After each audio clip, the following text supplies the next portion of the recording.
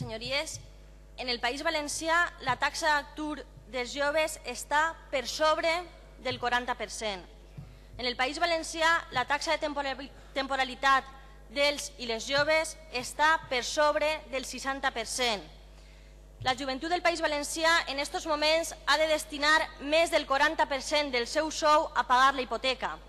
Per avui, el Partit Popular va aprovar una llei de joventut que no parla d'ocupació, que no parla d'habitatge, que no parla d'educació, ni d'oci, ni de cultura.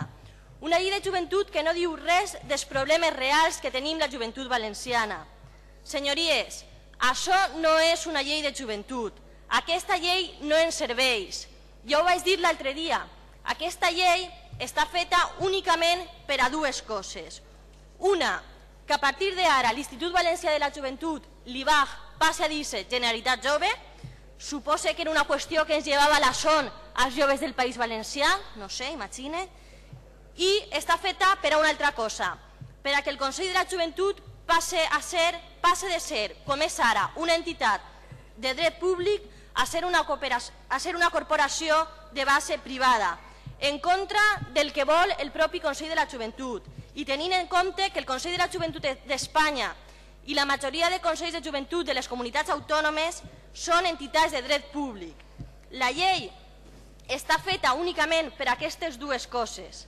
En canvi, el projecte de llei alternatiu que presentem des d'Esquerra Unida, aquesta volta en forma d'esmenes parcials, evidentment, es recorde que és el projecte de llei que es va consensuar entre el Consell de la Joventut i la Conselleria l'any 2006. Aquest sí era una llei integral de joventut.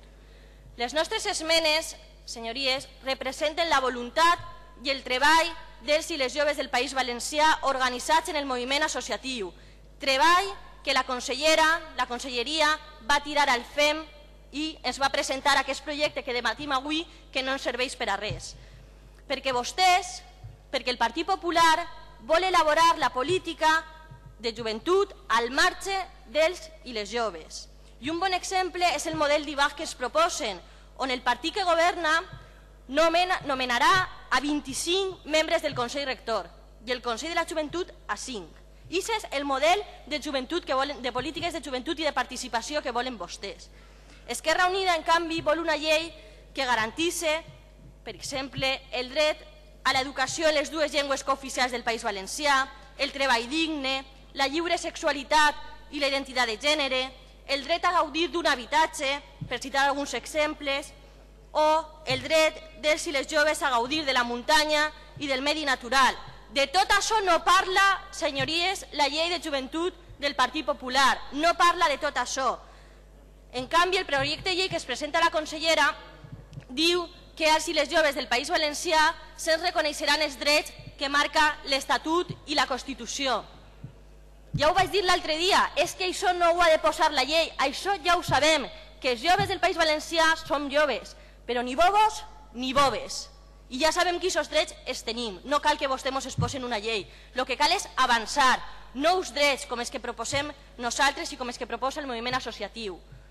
Les esmenes que presentem des d'Esquerra Unida són per a fer d'aquesta llei una llei integral, una llei amb polítiques públiques transversals. Volem incloure un capítol sobre polítiques d'habitatge, per tal que hi hagi programes d'habitatge jove, vivendes públiques, recuperació d'habitatges buits i borses de lloguer jove.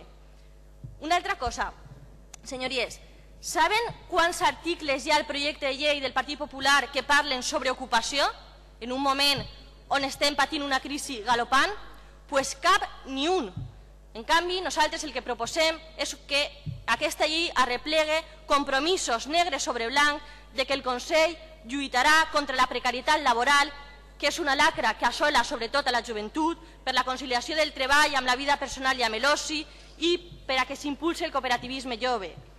Des d'Esquerra Unida, i no sols des d'Esquerra Unida, que recorde que el que presentem és fruit del treball de les organitzacions juvenils del País Valencià, des d'Esquerra Unida volem que s'incloguen polítiques sociosanitàries, perquè una llei de joventut, consellera, ha de parlar d'educació sexual, d'accidents de tràfic, de trastorns de la conducta alimentària. Si no, per què fan la llei? Si és que no parla de res aquesta llei. Ni parla d'inclusió social, ni de polítiques d'igualtat d'oportunitats. Absolutament de res. Tampoc parla d'esport i de turisme, que això és algo més que organitzar viatges a la neu, algo més que això, que és l'únic que saben fer vostès en esport i turisme. Senyories, encara estan a temps, retiren aquesta llei que no serveix per a res i escolten a les joves del País Valencià. Gràcies.